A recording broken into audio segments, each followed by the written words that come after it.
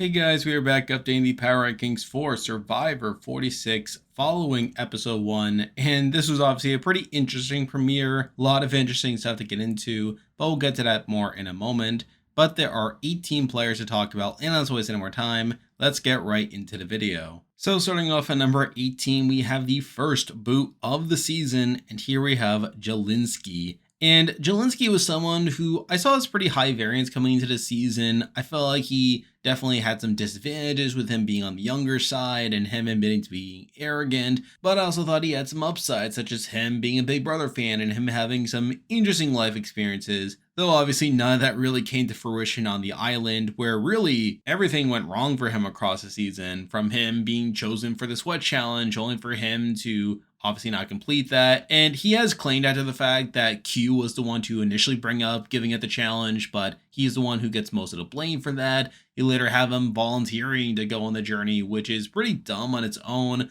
but then you have him caving into the game. And while I don't think it's the worst decision in the world for him to allow the others to win, I don't think it's great that he then admits that to his tribe, where really it makes him come off as someone who was thinking about the merge when it was still so early in the game, really thinking more about like these other bonds and playing for himself versus playing for the tribe. So I feel like that was a big disadvantage. And despite him being included in the initial majority alliance, he's later kicked out of that alliance to where he's voted out unanimously. So obviously it's a pretty bad game on the whole, and there are plenty of things you can point out here. Now I know there are some people online claiming that he's one of the worst players ever, and really I just can't say that. I feel like there are plenty of people who are worse than him, and I feel like there's at least still some potential for him if he were to come back, especially compared to some other people you've seen across Survivor history. But obviously this is a pretty bad game, and he's now out, so because of that, he is here at number 18. And before we continue, I am once again partnering up with Russell Muscle TV to promote Idle Plays. Idle Plays is an online shop where you can purchase Survivor puzzles and practice them. That way you can potentially be the next challenge beast on Survivor 47 and beyond. In this season, we have creator lockers. These are special bundles handpicked by myself and other Survivor YouTubers, along with creator trading cards. If you purchase my puzzle, you can get your hands on the Labyrinth Ball puzzle, the Slide puzzle, and Spencer's puzzle from Survivor Cambodia. If you want to take home these puzzles and more, feel free to use my link in the description or use my affiliate code, Survivor Gumball, and start prepping now. And with that, there are 17 players left in the game to talk about, and as usual, I'll be ranking them based on how likely I think they are to win the game based on their edit and current game position. But number 17, the person I believe is the least likely to win from this point on, is Liz. And Liz surprisingly has a very quiet premiere, probably the most quiet premiere out of anyone here, where her only confessional comes later on in the episode where she's talking about all of her various food allergies, which on the face of it doesn't really say much about her in the game. But even beyond that, you have her getting some negativity before then, where she's telling others about her businesses and her having wealth, and Teevin getting to dunk on her for flaunting this stuff. So I feel like mixing in her under the radar negative edit with the fact that I was pretty low on her in the preseason, I feel like there's not really anything I can say that can prop her up on this ranking. Now, I will say that she probably could have some longevity here, considering how the tribe is currently laid out, but I feel like considering how quiet her premiere is, I can't really have her any higher than 17. Now moving on to number 16, we have another person from the Nami tribe, and here we have Randon. And Randon is very similar to Liz in the sense that he is someone who I was very low on in the preseason, and I feel like this episode kind of justified that. Or while he gets a pretty standard confessional after starting the fire, talking about how it's good to have the head start, we later see him calling out Venus for looking for idols on day 1 and calling her Parvati Light. And obviously that's presented in a pretty negative light where both Soda and Venus call him out for pointing this target on the Venus. And again, things aren't looking that good for Randon. I actually think Randon's probably more likely to go home if Nami goes to the tribal soon compared to Liz. But I feel like the fact that he got a little more content and a little more setup was enough to have him here at number 17. Now moving on to number 15, and we have someone who got a little bit more in this episode, but I also feel like they're being set up for a downfall, and here we have Tim Spicer. And so far, I've been kind of disappointed in Tim, at least from a game standpoint. Character-wise, I feel like he kind of fits with him kind of being like this Danny-esque figure, but obviously he's at the bottom, and I feel like a lot of his content here is pretty bad, where He talks about loving his family, and he vibes well with Maria because of them being parents, only for Maria to immediately undercut him by saying that while she is a parent and while she does like Tim, she's open to working with other people as well. So I feel like that's a pretty bad sign. Later on, you have him being on the bottom and him wanting to rally the men together to take out the women because the women always take out the men, because that's exactly what's happened in Survivor history, which is all a pretty bad sign for him. I feel like it's clearly setting him up to be taken out, especially with the women seeming to have stronger edits compared to him. And even Charlie doesn't seem fully on board with working with him here. So again, I feel like there isn't that much to praise about Tim, and I feel like it wouldn't be shocking if he were to go out relatively soon. So because of that, he is here at number 15. Now moving on to number 14, and I wasn't entirely sure what to do with this person. I feel like they could go either way at this point, but I do have plenty of question marks with their trajectory of the game, and here we have Q. And realistically, I think Q is probably in a decent spot right now, where he is part of the majority alliance. He got his way in this recent round where he was the one to take out Jelinski, and supposedly he was the one who wanted to quit the sweat challenge. Or while it's questionable that he turns on Jelinski this early, considering that Jelinski wanted to work with him, it is impressive gameplay that he was at least able to convince the tribe of that reality. And obviously he does get his way here, but at the same time, I also question where his edit is going, where obviously a lot of his focus in this episode is about him wanting to take out Jelinski and him wanting to take out all the quitters. But now that Jelinski's gone, where is he going on this season? And yes, while he does get some content with him talking about being from Mississippi and having 17 siblings and having to work for everything, I also question whether he's truly primed to do well within this game, where I could see him being like a big pre-merge character only to be taken out later on due to his wonky approach to the game. So again, we'll have to see where he's actually going after this episode. But again, there was at least a couple of things worth propping up with him edit-wise, to where I do have him here at number 14. Now moving on to number 13, and we have someone who I really like, and obviously they are a pretty likable presence. However, I feel like they're not primed to do well here, and here we have Banu. And obviously Banu was all over this premiere. He got lots of content with him being excited for the game and him becoming a US citizen. And again, there's a lot to like about Banu on paper. However, I feel like this is not a winning edit in my eyes. I feel like he is someone who is largely there to be a big character, and even then, he's not in that good of a game spot where he's on the bottom of his tribe, and you also have him talking a lot about wanting to get an idol, only for him to not be the one to get it. And again, I feel like from a game spot, and even from an edit spot, I feel like Banu is in a pretty rough spot, and while he could have some longevity, kind of like what we saw with Nasir from 41, I feel like Banu is not being set up to win the game or really be that effective in the game, even though he is a very likable character. But again, I feel like there's enough holes there to where he's here at number 13. Now moving on to number 12, and this is another person that I wasn't entirely sure what to do with, and while this person could have some upside if they have some longevity, I feel like right now I'm not too confident in Jess.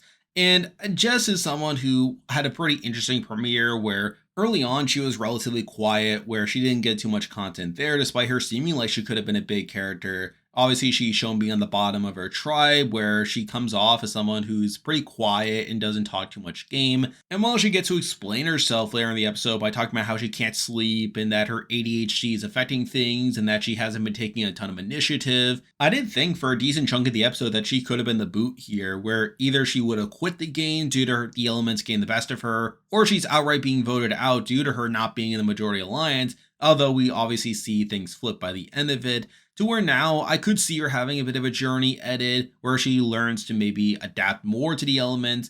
But in the end, I feel like she's not really being set up to win the game. Where I feel like the most apt comparison I can make to her is someone like a Carolyn, who also struggled a lot early on with building bonds with people. But at the same time, Carolyn had a much bigger edit compared to Jess, and I feel like Carolyn had much more set up to a storyline down the road that would explain Carolyn growing within the game. While Jess doesn't really have as much of that, I feel like Jess is mostly subdued, and while it could pick up in later episodes, I'm just not getting the sense that Jess is likely to win the game from this point on, which is why she's here at number 12. Now moving on to number 11, and this is another person that I did not know exactly what to do with, as I could see them going either way. But number 11, we do have Venus.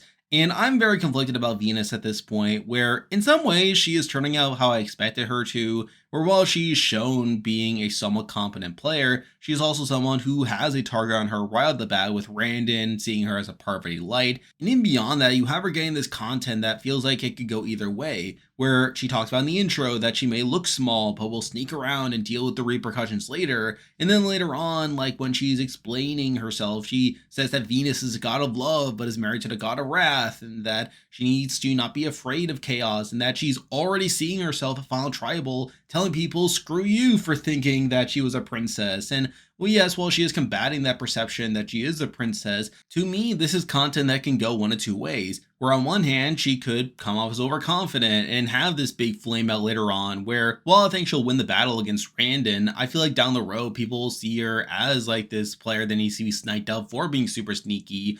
Or on the other hand, I could see her getting towards the end of the game, but people not having respect for her, that they still see her as this princess, and her attitude of telling people to screw you could lead into her not doing well within the game. So none of this really screams out as being very positive in my eyes. And while she could have this bigger role later on in the season, I feel like this premiere didn't really convince me that she's being set up to win the game. So because of that, she is here at number 11. Now moving on to number 10, and I actually considered putting this person a little bit higher in the list, but after thinking about it, I couldn't really justify it, and here we have Ben. And I think Ben is someone who is in a pretty interesting spot edit-wise right now, where I feel like for the most part his edit was pretty positive, where early on he is obviously part of the Savvy Challenge, and while he does fail that, and while that could have been presented as a negative, he's actually able to spin it into a positive where he ends up owning up to his tribe, and we see the tribe being very forgiving of him and Charlie,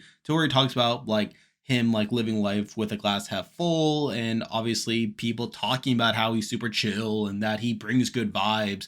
So again, on paper, all that's pretty good. I feel like beyond that though, we don't really get much game from him, where we don't really know where he stands in the actual tribe, where obviously we see like the women being aligned and we see Charlie being a bit of a swing vote. But really, we don't really see Ben talking much game, and while that could be a sign that he could be on the outs if they go to tribal early on, it's also not great that we're not seeing his perspective on things at the beginning of the game.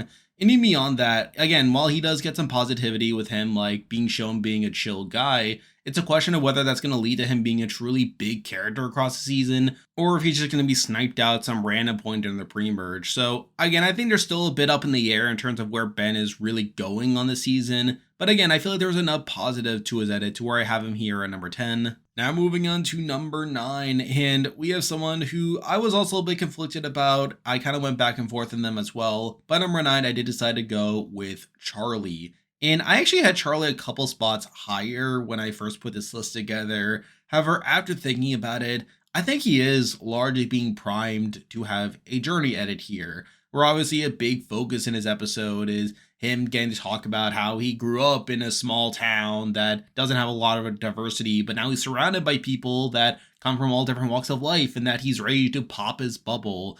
And obviously this screams out as a journey edit to me. And typically on Survivor US, the winner is not given a journey edit. So I feel like right off the bat, that makes me pretty worried about Charlie's chances of actually winning by the end of it. And even before that, you have his content during the Savvy Challenge, where he talks about how, like, without supplies, it's game over and that they have to figure this out, only for them to fail the challenge, which is obviously not great there.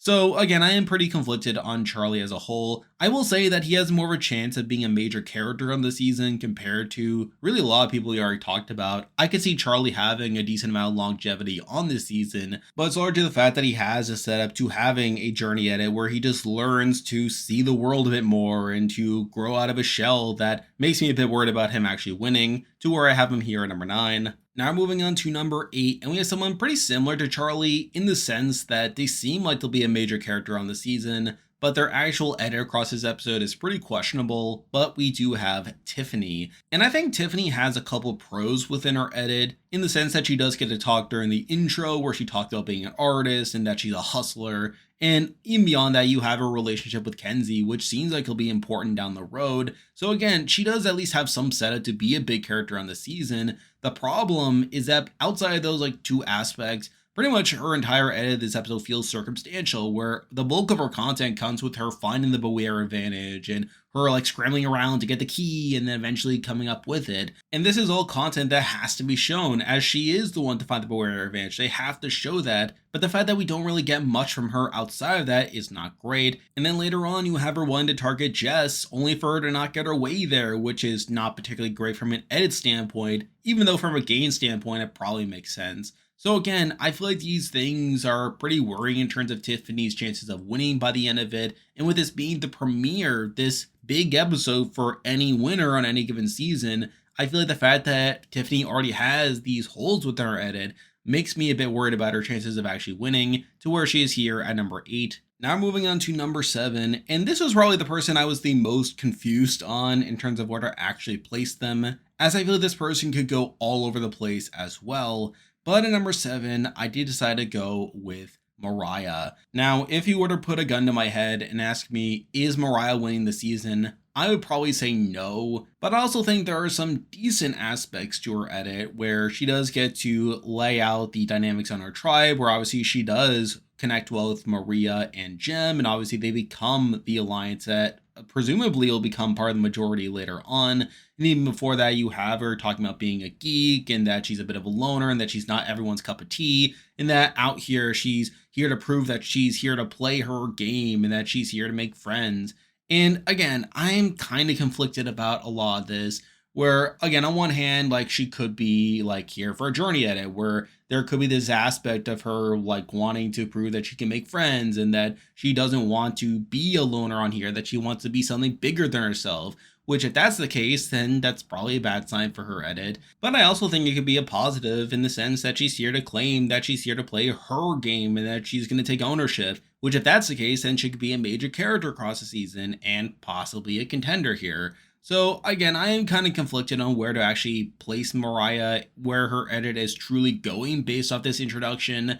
But the fact that she has this introduction and the fact that she doesn't really have many major holes outside of this leaves her this high on the list, though at the same time, I am pretty conflicted on her. I could see her being an early boot, but I could also see her being a major character here, to where she's here at number 7. Now moving on to number 6, and we have someone who I just mentioned, and here we have Jem. And Jem is another player that I am a little conflicted on, where there are some aspects to her edit that comes off as overconfident, with her talking about how everyone's laughing right now, but only one will win and that she'll be the sole survivor, which does feel a bit of a winner quote, though even then a bit too blatant in my eyes.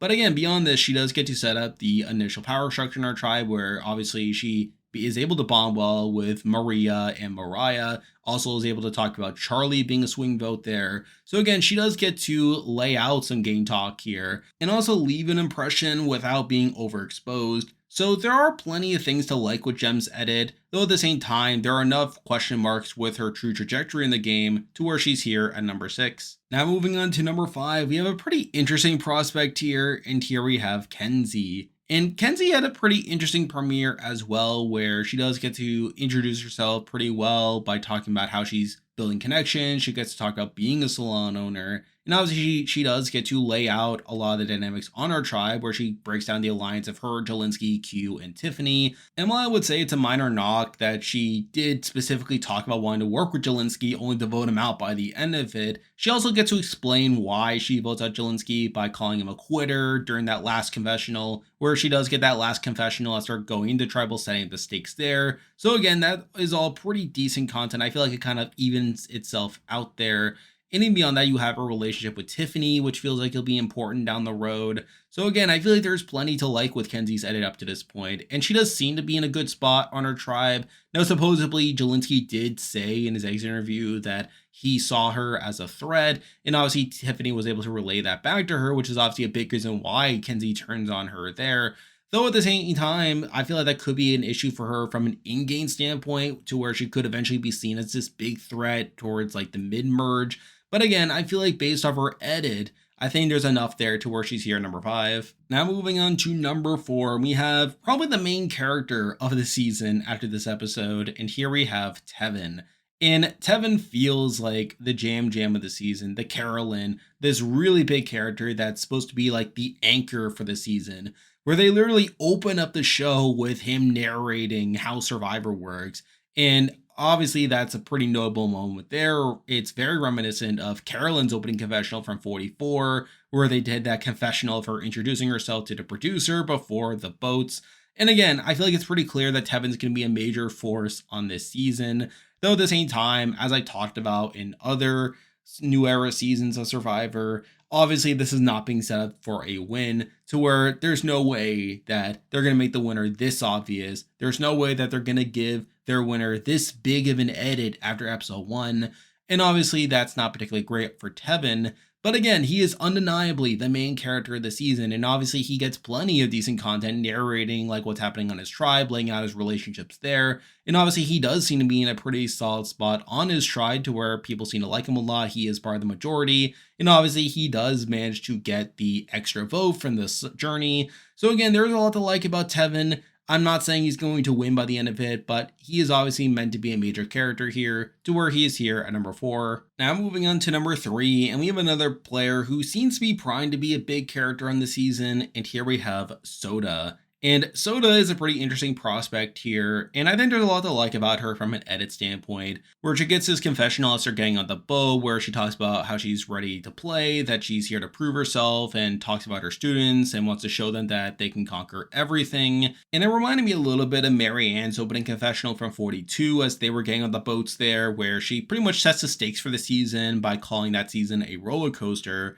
I feel like Soda's confessional here was pretty good, and she does get to follow it up later on where she is the one to start the fire on her tribe. She gets to talk more about how like she's here for her students and that she wants to like be an example for them, and she gets to introduce herself, talking about how she loves to sing and that she vibes well with Teevin. And obviously considering that Teevin is going to be a major character on the season, I feel like that's pretty good there.